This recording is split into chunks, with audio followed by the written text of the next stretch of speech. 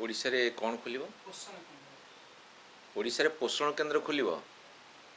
मते लागुची से खोली सारंतु मते लागुची शोषण केंद्र खोलिबार गोटे नुआ उपाय करछन।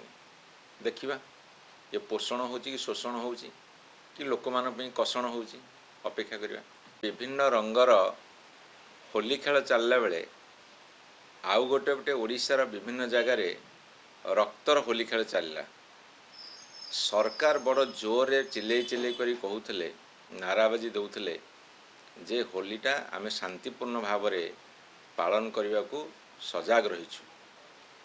किंतु भुवनेश्वर महानगर निगम रे शहीद नगर और मंचेश्वर दुईटी विभत्स हत्याकांड, संबलपुर साहू कॉलोनी जड़े, ब्रह्मपुर लांजीपल्ली जड़े एवं अनुगुल नखरा साहिर जड़े, महानगर रे महामर्डर, स्मार्ट सिटी रे मर्डर ट्विस्ट एवं सरकार निदरे शोइछंती।